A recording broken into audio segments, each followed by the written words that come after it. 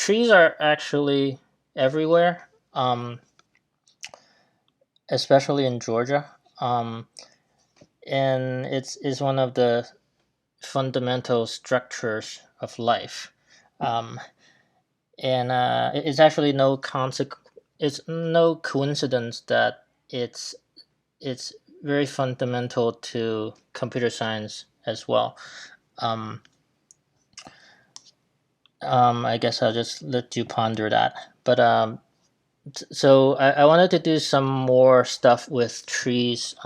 In some of my work, like I do some stuff with programming languages. I do some stuff, other stuff, um, as well. And I've been going through the algorithm book a little bit previously. You can just see trees of various forms in very different contexts in computer science. So we're going to visit one of them here. I want to play with ASTs, which is Abstract Syntax Trees. Um, so, so the problem I would like to look at is, given a program like this, and I purposefully designed a very simple one here. Sort of how can we reason about this code? Like, for example, a simple thing we might want to do with a program like this is, I want to find the unused variables, right? Like, what is an unused variable in this code? Anyone? Bueller? B. Yeah. B is not used.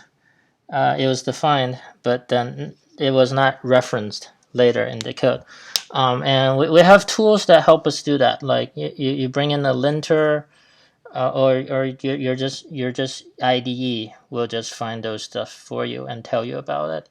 And so we're lucky in that we have all of these tools available to us. We don't always have that. What if we had to do it ourselves? So that's what we're gonna do. We're going to write a program to find the unused variables in this code. The first thing you need to do in order to reason about code is to parse it.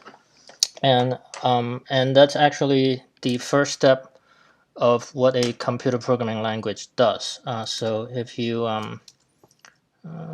screen brush, I want to draw here. So any given programming language, they will usually have a parse step, or parser. Like your code goes in to your programming language.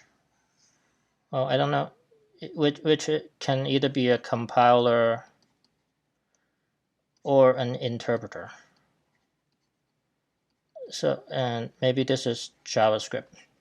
It's a JavaScript compiler or JavaScript interpreter. For JavaScript, both of those styles exist.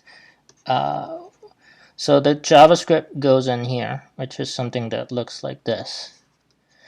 It goes into the compiler. The first box inside the compiler or interpreter is always going to be the parser.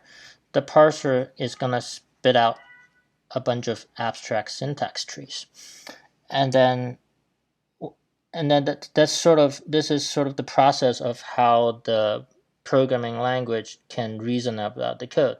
After it's in this abstract syntax tree form, it's more able to reason about this code. Basically, read this code. It's going to have to read through this code line by line, look at what this code says, and then do stuff with it. What is it going to do with it? It might. Sorry.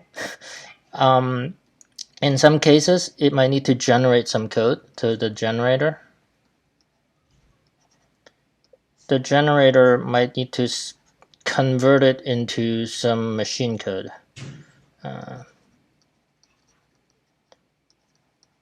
then the machine, we feed that to the CPU directly, or in some cases the AST can go into directly into an interpreter,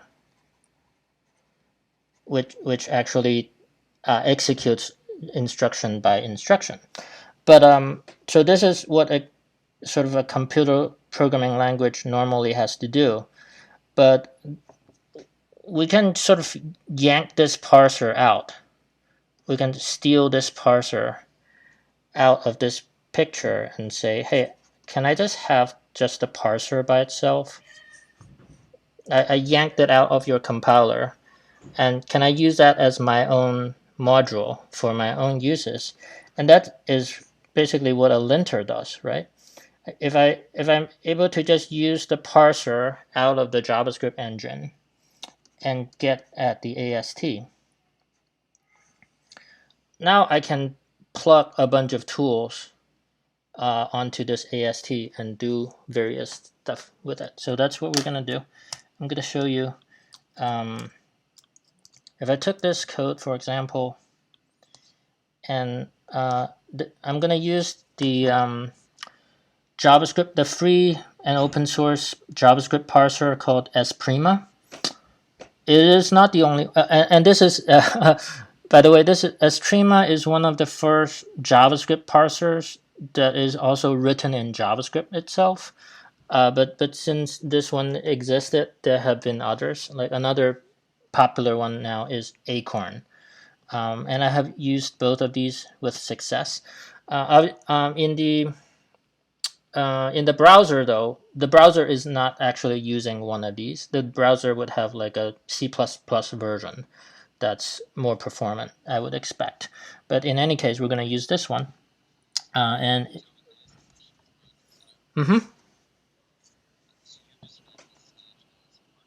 yep.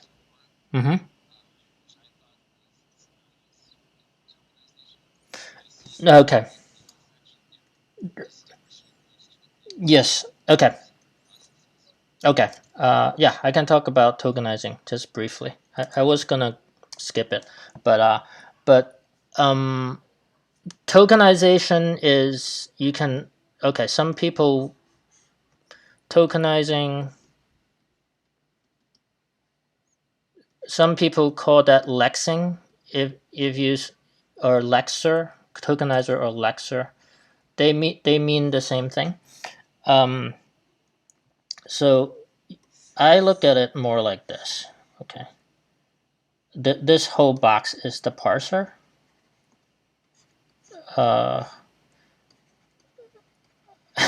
Okay. I used the name parser twice, but you know what I mean, right?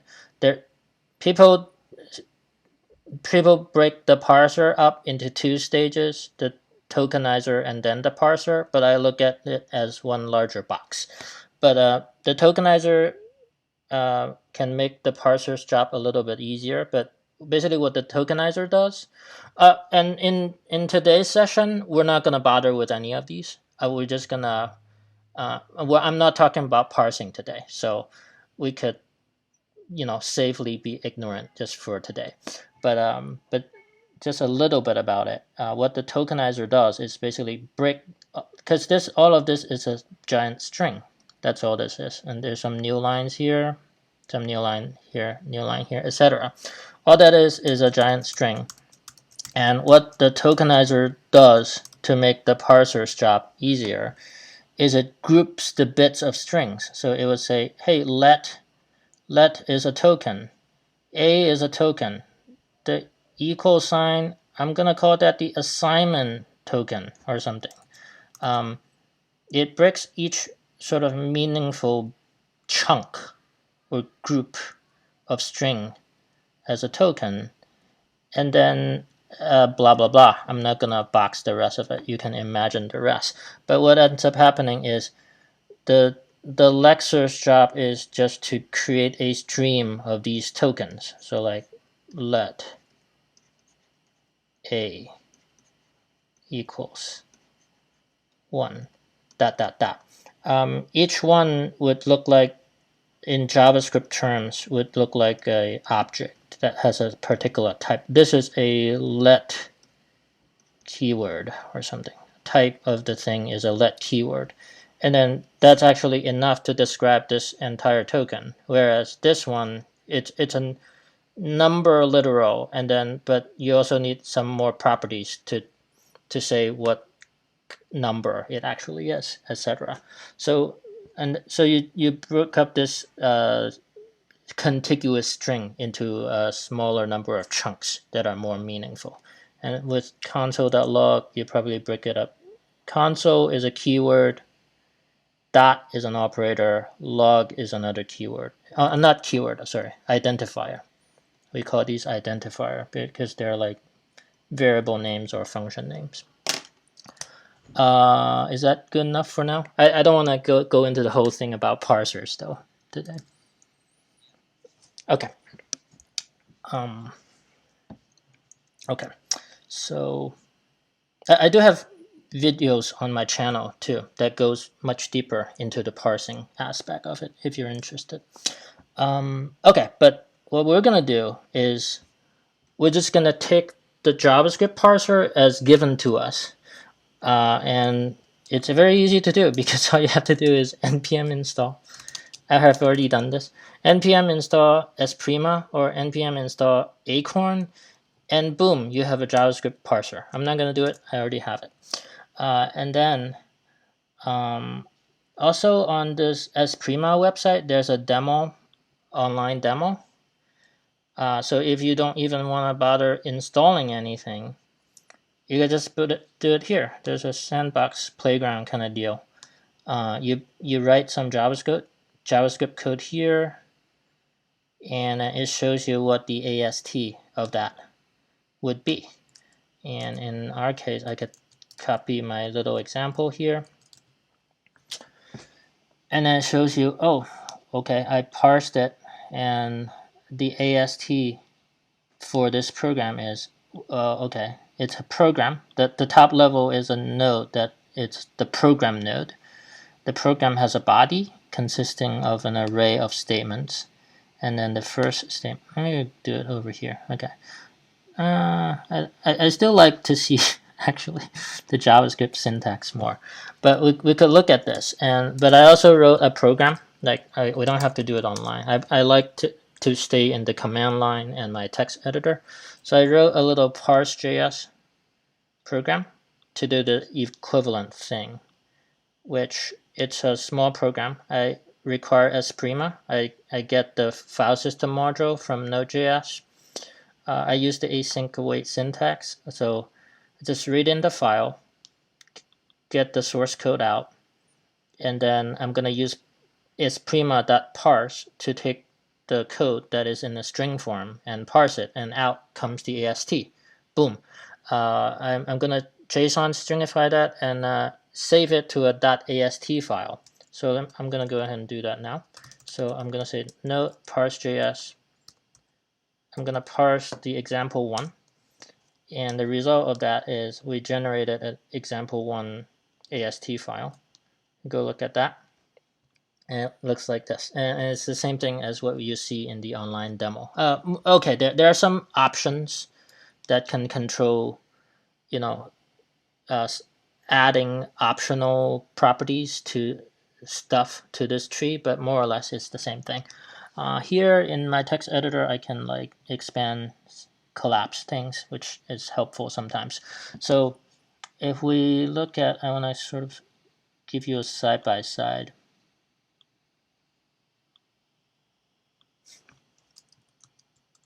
Oops. Okay. So try to reason about this tree structure. Well, line 1 is, you know, the first sort of statement within the body of this program, right? And so this object is a full description of what line 1 is. What is line 1? It's a variable declaration. A variable declaration could potentially have multiple declarations, so I guess that's why it's an array. But in this case, we only have one of them, and that's this one. And you'll see, well, okay, it's called a variable declarator, I guess. Okay.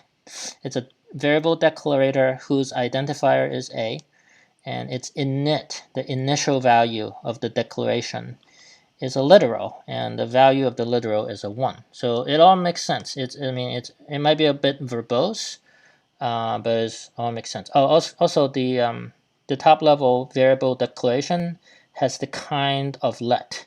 So you can imagine if it was a const, and I parse it again, I just changed the kind to const. So this is basically a full description of what your line of code is saying.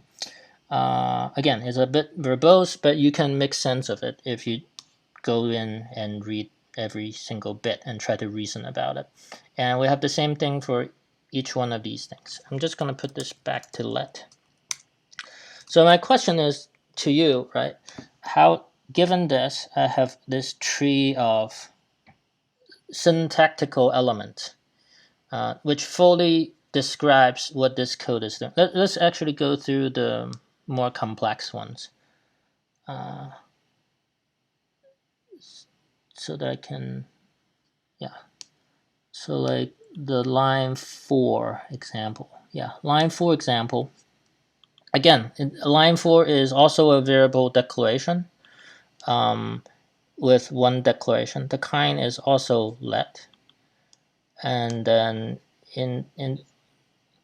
oh, yes, thank you, John. Okay, I'll make this font smaller. So yeah, line 4 is more complex, and that's kind of why I wanted to do it. So line 4, okay, is actually this one. Yeah, so you can see POW here. So if we try to actually go through it, okay, it's a variable declaration. Its kind is let still. And inside of the variable declaration, we have one variable declarator whose identifier is answer, and then but its initial value is this whole thing. This whole thing is kind of complex because it's doing this compound expression here, and the compound expression is actually, firstly, it's a call expression, like the top level of this guy. This is a call expression. That makes sense. Its callee. The callee is a member expression where the object is math and the property is POW. So the callee is this guy. And this guy is a member expression. I guess this dot expression, we're going to call that a member expression. So math.pow is the callee. And then the argument is these two things, an identifier C and followed by a literal, which is 2. So all of this makes sense.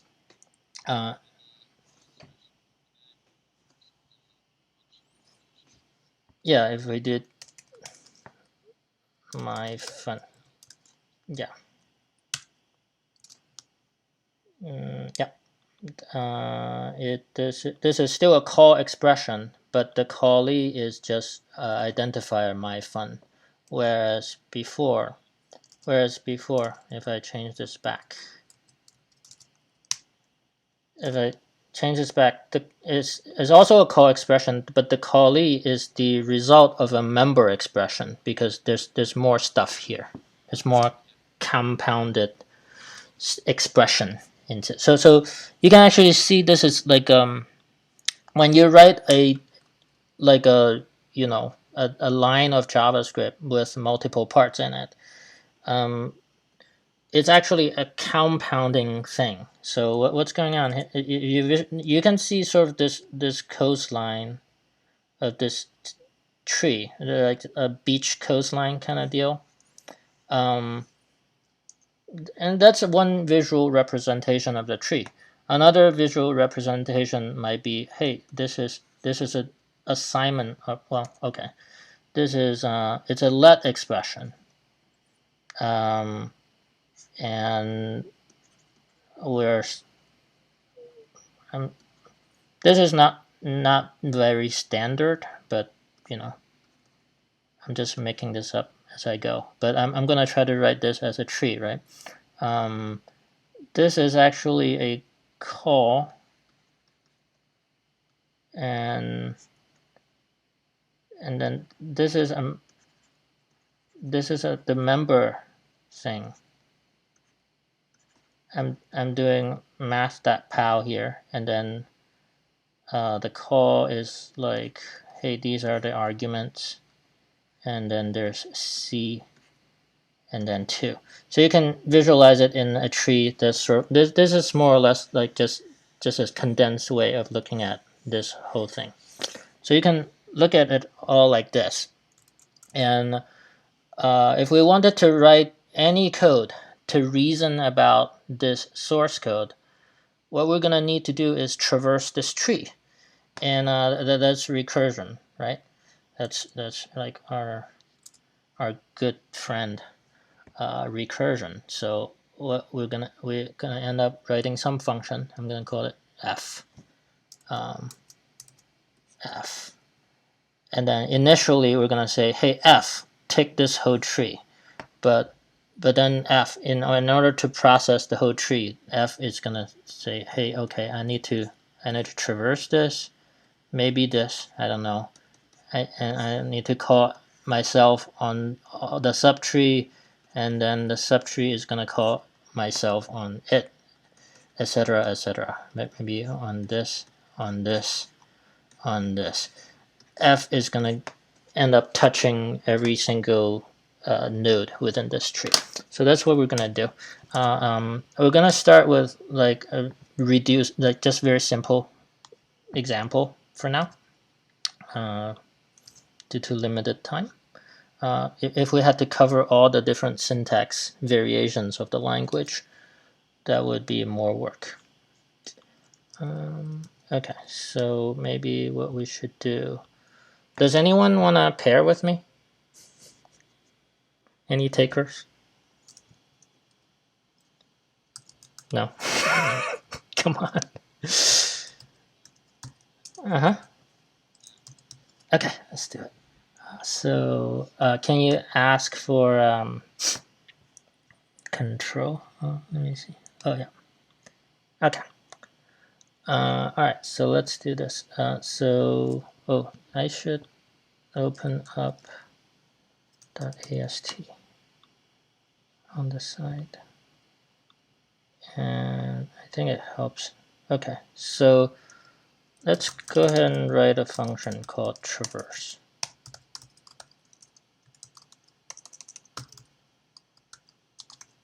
Okay. So we're going to traverse down the, I'll make the text a little bit larger here. Okay.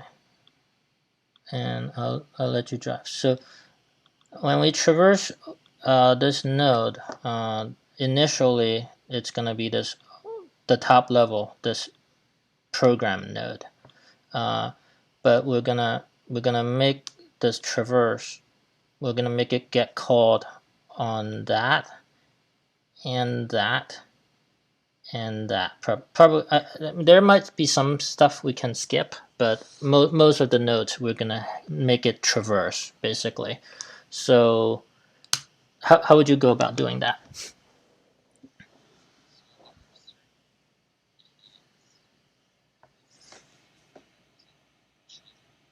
Exactly. Yeah.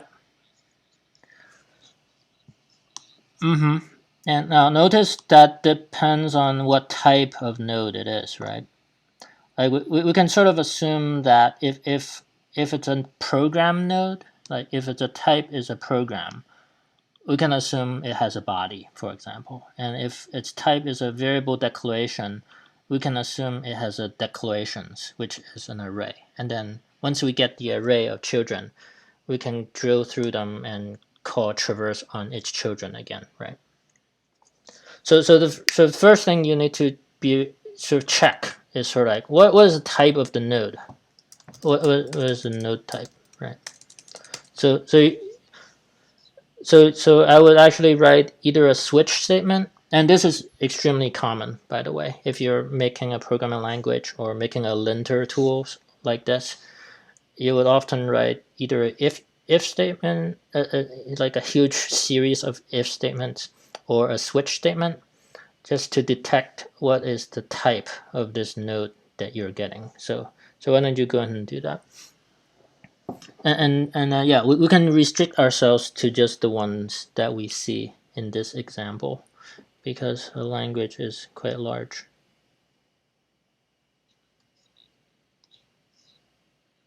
Okay.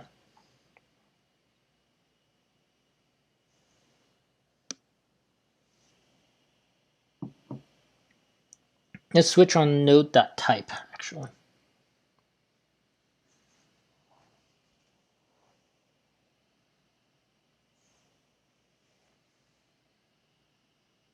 Mm-hmm.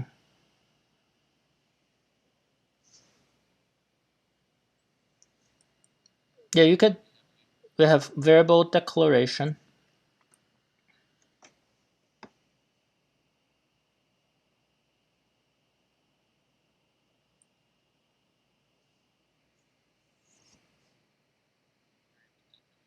Yeah, variable declarator.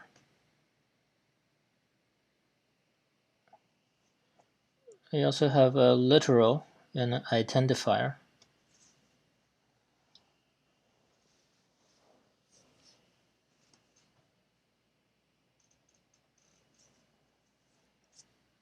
Okay. What else do we have? We have binary expressions.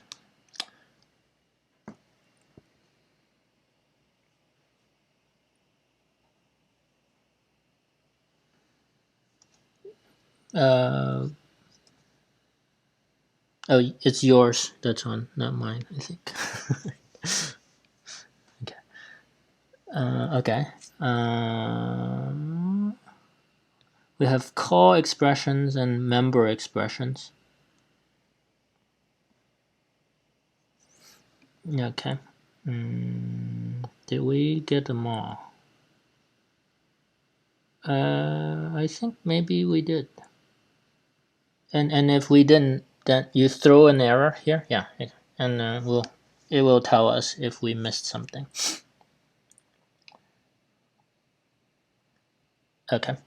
And to start with, all I want to do is like print the node type, maybe. So maybe at the first line, just print the node type, and then the purpose of the switch statement is not so much to do something with it as its purpose is really to get at its children, and then recurse.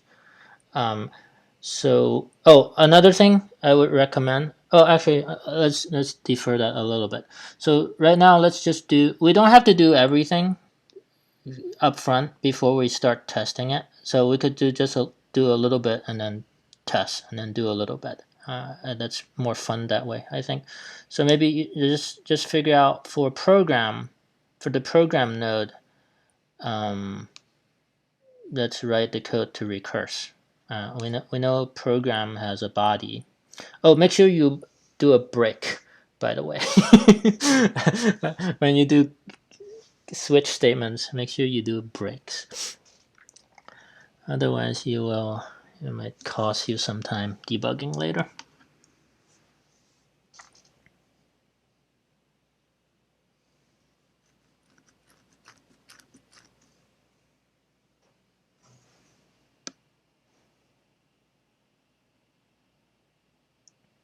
Okay.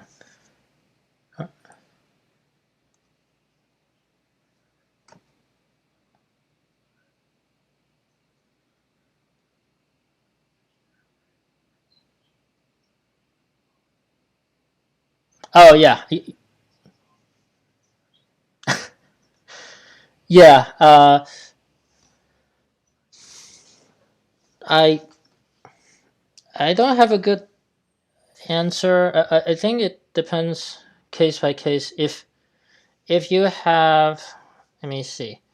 I don't even know. Sometimes the programming language will optimize it in unexpected ways, such that you kind of can't predict which one is best. But intuitively speaking, I would expect if you do a series of if statements, um, or a series of switch statements, um, it and if this list gets to be large, maybe it would start getting slow?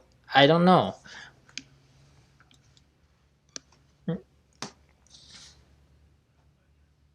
Oh, mm-hmm. The thing though is that that kind of low level stuff in the CPU is actually pretty fast. And if you go to a dictionary, let's like you make a dictionary of a dispatch dictionary that has a bunch of pointers to functions. If you do that, there's actually overhead to using a dictionary. Even though we think dictionaries are the fastest things out there, they're actually not, because what ends up happening is, for example, if you look up variable declarator in the dictionary, that's a key in your dictionary. Well, now the code is actually going to have to calculate a hash uh, by iterating the entire string. So it actually is, it has to take in every single character and put it into this hash, and then do a little bit more calculation to calculate where in the dictionary the value actually is. And it's got a little bit of other overhead as well. So even though the average runtime of accessing a dictionary is big O of 1, and doing a conditional like this, well, we have a lot of conditionals, but that big O of 1 doesn't mean it's instant. Big O of 1 just means it's invariant to the number of things you have here. But if one of these conditionals is super fast, it doesn't matter that you have a lot of them, you know. So yeah, so like the overall overhead of the dictionary, it just like it's in my mind it's unclear. In my mind it's just unclear. That's what I'm gonna. So like um either way, either way is probably fine. Yeah, for something like this. hmm Okay. If performance is really a concern, then you really want to like test it, like drive it using data, like set up some tests, benchmarks that are meaningful to your app, uh, and go from there, and like load a large amount of data through it so that you can see it being slow, etc. um, okay, let's keep going. So if it's a program node, how are we gonna recurse through all its children in its body?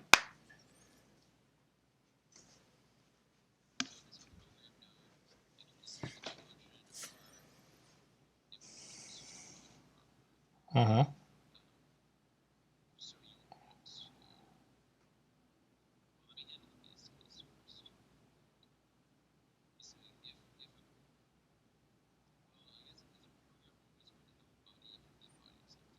Let's assume it is always going to have a body. Yeah.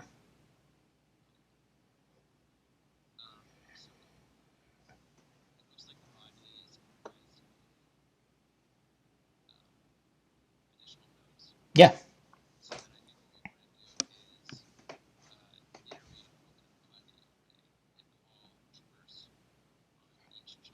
Yeah.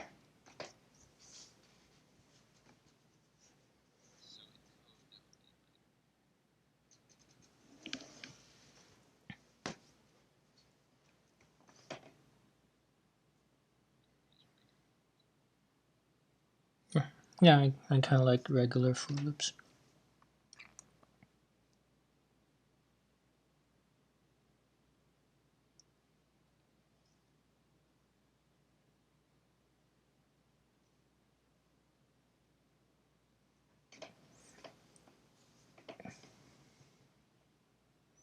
Cool.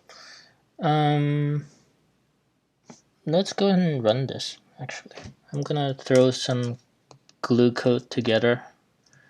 Um,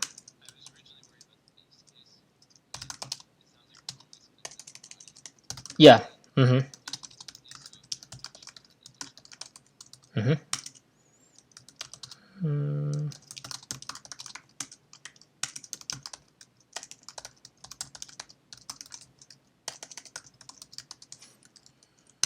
So I'm just gonna do, I guess I'll do this. And then I will,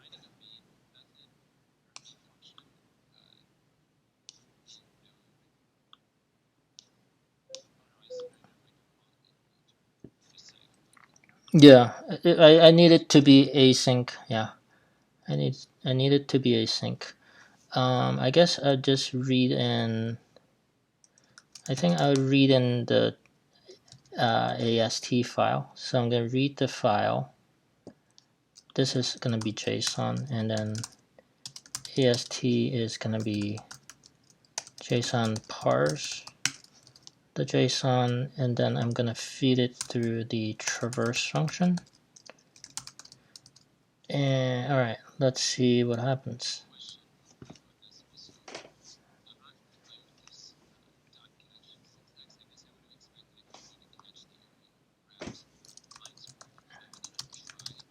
Oh, this is like this, more or less. This is a promise. This is a promise API, because a single wave function always returns a promise. So I'm just using the catch of the promise API.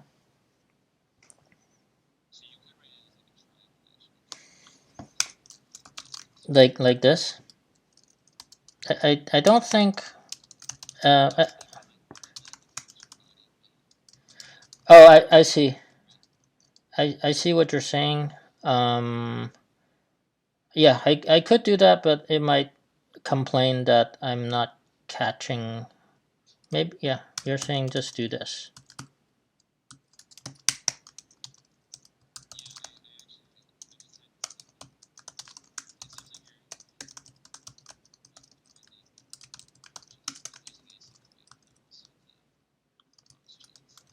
Yeah, let's do it this way.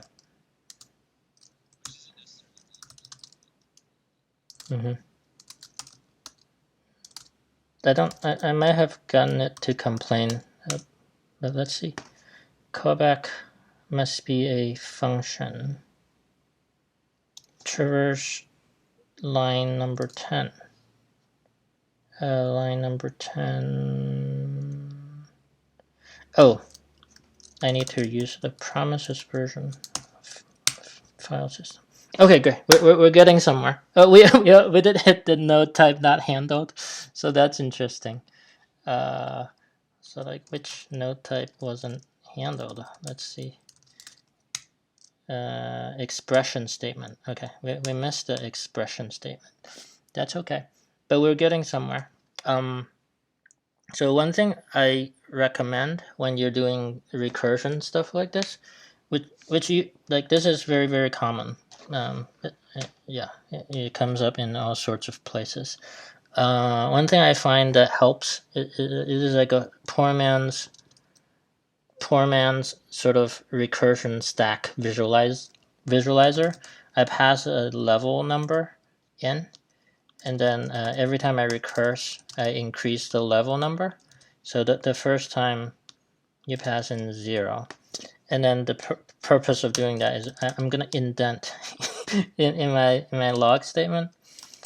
I'm gonna do like level +1 and then join, and that's my indentation, and I'm gonna put my indentation in the console.log, and if I do that, I get all my statements indented. Isn't that nice?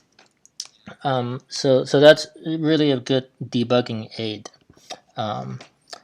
So okay. So now, okay.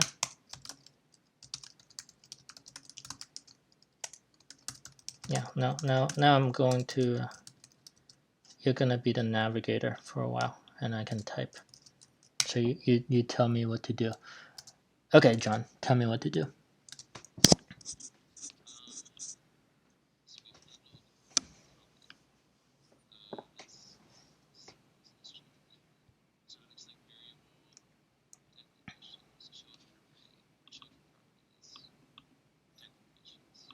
So yeah, yep. Okay.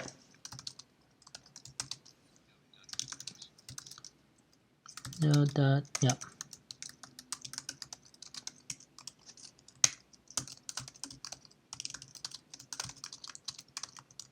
Yep. Cool. Yeah, that is actually quite cool. It would be okay. Let's keep going then. If it's a variable declarator, we still have it still has children though, right? So what should we do with the variable declarator?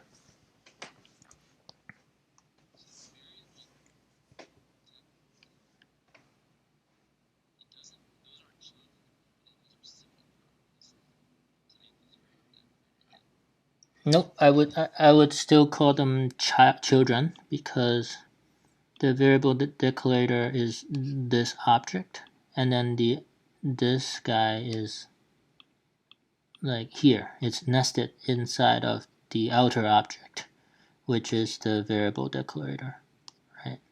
So I would still call it a child. Like the ID of variable declarator is a child of the variable declarator, and the init of the variable declarator is also a child. And in any case, we need to visit it. We want to traverse it, so somebody has to do it. Yeah. Yep. Mm-hmm. Yep. So how do we do that?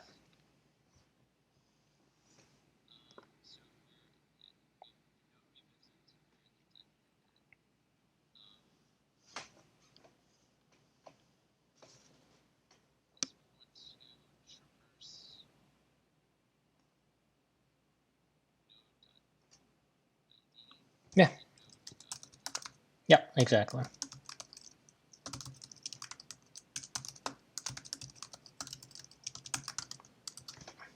Yeah. It looks funny next to this kind of thing, but yeah, that's it.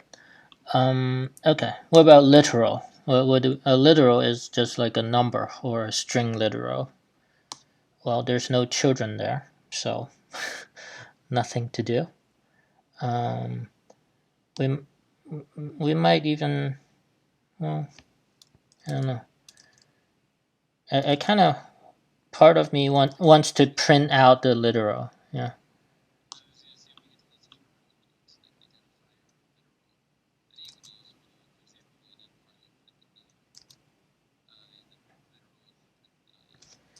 Yeah. Let's just go ahead and do that. So we printed the type over here. So we already have printed the type. Maybe we print with the same indentation. We print node dot value. Yeah, and then for identifier, similar thing. We print node dot name. Okay, let's see that. Invalid array length. Oops. Line 21. Oh, did I forget to the level? I forgot to pass the level in there. Okay,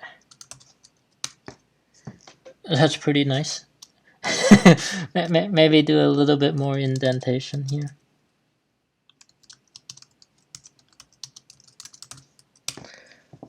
Okay, we traverse the tree. We haven't done everything, but yeah, let's keep going. Okay, if it's a binary expression, does anyone else wanna work with me? Wanna pair with me? Maybe Rachel? Maybe Andres?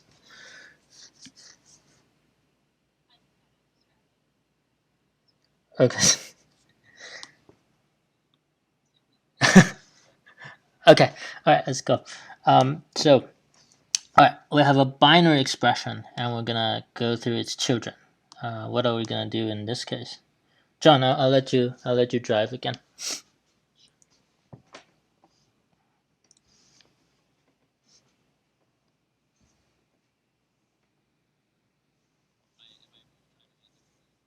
Yeah, let's. Well, this is a similar to the variable declarator one, except we just have to do left and right. And don't. Oh, let me change the keyboard back. Okay, it's back to. Yeah, to a rec. Don't forget to put in the level.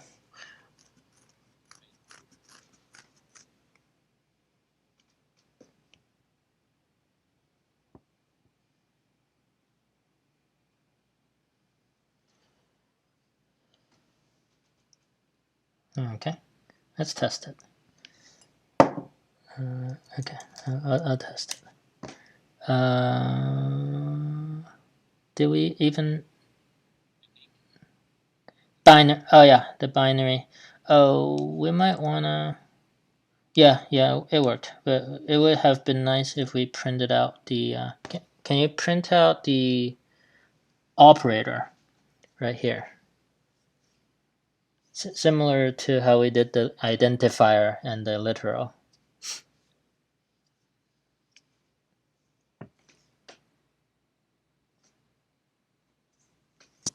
Okay. All right. Great. You see, see, there's a little operator here. Yeah. So you can read the tree now. Which I mean, this is maybe you might think, oh, this is not exciting. Well, I already can see the tree here. Why are we doing this? This is the first step to being able to traverse the tree, and then later on, what we can do is gather all of the identifiers, right? Once we're able to go through every single node in the tree, then we can be certain that if we just we add a little bit of logic here that if the type is identifier, let's collect that. Now we have a list of all the identifiers that were referenced or something like that.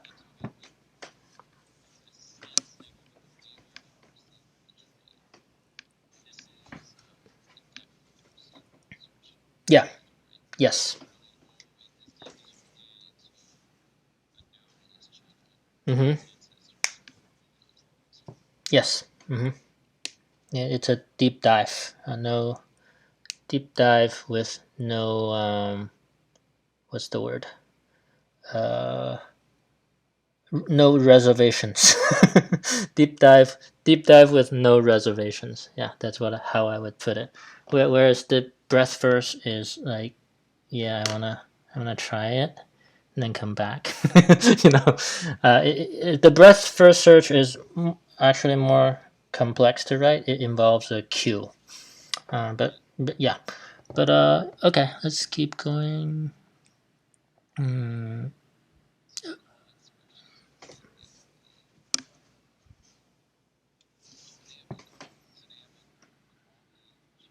But well, no, a call expression. Oh yeah, you're right. Sorry. Yeah, we don't care about what the callee is. We're just gonna feed the callee back into the traverse, and the next time we can deal with it then. But it also got an argument, which is gonna be an array of nodes. Yep. So yep, exactly.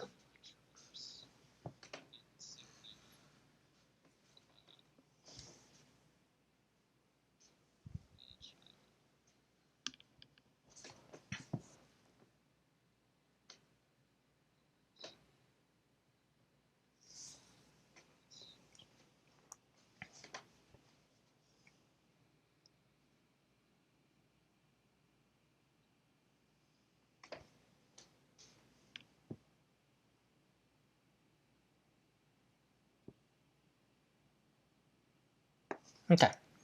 And then member. Member is this one.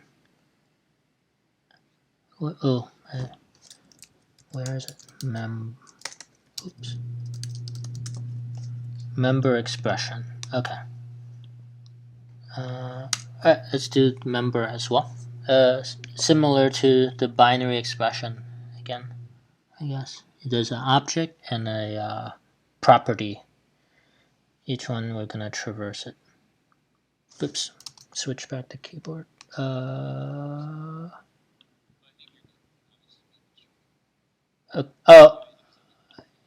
okay, go ahead. Oh, okay, go ahead.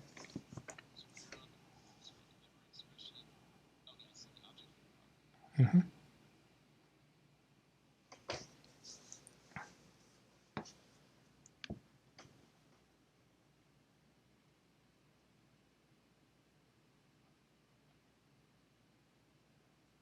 Okay, and let's just go ahead and finish it off with the expression. Where are you? There you are. Okay, an expression. Oh, it just has a child, which is its expression. Okay. That's fine.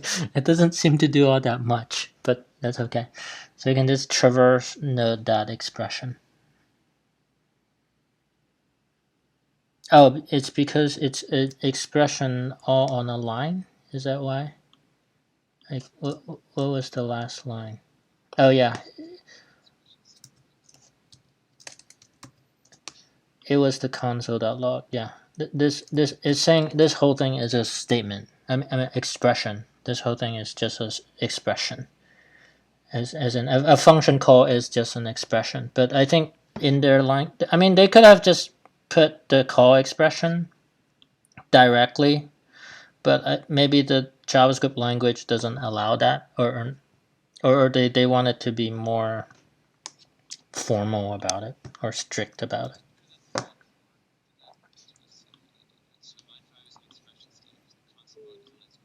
Mm-hmm.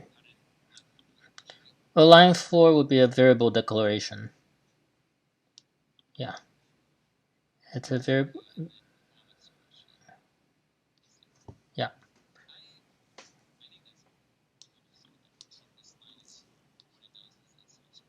Mm-hmm. Yeah, because there's with many languages there's a subtle distinction between a statement versus an expression.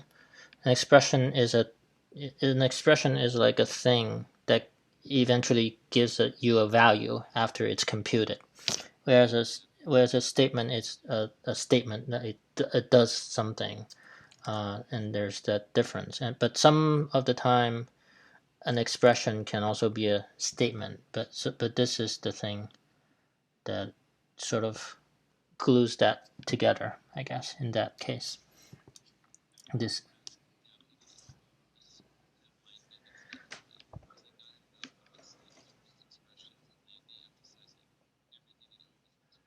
Yeah. Yeah, it's a descendant of Lisp, and that's what Lisp was all about. Yeah. So now we have this traversal function that works completely, at least on this very limited example. But you can imagine if we were to support the entire JavaScript language, then this switch statement would get very large. And but in any case, and there's actually a library that you can use to help you. It's called ES Traverse. So if you use ES Traverse, all the work that you were doing, you can skip that. you can say, hey, ES Traverse, and then it'll have this gigantic switch statement inside of ES Traverse, and you can just pass it a function, and that is enter or leave, um, depending on whether you like you. It depends on the order of the traversal, whether you use enter or leave. You can just use one or both if you want. But basically, it'll take your function and it'll call it at this point of your program for you. And we could do that too, right? We could say, hey, I want to pass in a function, and then I'm just gonna call this function uh, and tell you what node I visited, and that's a way to extract this code and let the consumer not have to write this huge switch statement all the time, and that's quite nice. So But we're gonna keep it simple, just do it like this. But I guess what we could do here is, oh, we're at 3. Okay, yeah. This yeah, maybe this is good to stop now. We can continue this next time. I think this is a pretty good algorithmic exercise, in my opinion. Yeah. What would I say about that? I guess if you're interested in like continuing this on your own, you're welcome to do that. Oh, I think I'll post this code on GitHub somewhere if anybody is interested in it, or if you want to follow along. Um, the next step after having done this would be you write a little bit code here to see, hey, if I have, basically you want to single out the assignments versus the variable references, right? If, like, where in this code am I referring to a pre-existing variable, and how can I tell? By looking at this structure. I know by looking at it, it's here and here and here. I'm making a reference to some pre-existing variable, and the place I'm defining a variable is here, here, and here. And in both cases, I'm gonna have to deal with this identifier node here. Like when I'm referencing something, there's going to be an identifier node. This is actually console. Console is also identifier node, by the way. But when you're declaring something, right, with a variable declarator, you're also going to have this identifier node. But the identifier node is in this ID property of the variable declarator. So you think about that. Like, how can I tell when I have an identifier node and I'm actually declaring a variable and then put that in a table somewhere? And then how can I tell when I'm referencing an identifier node and it's actually referring to a pre-existing variable and I put that in a table somewhere? And if I can get like those two things, or just an array somewhere, an array of the declared variables, array of the reference variables, and then at the end I can compare and to figure out which declared variables is actually unneeded. So that's what we'll do next time, I think. Thanks everyone.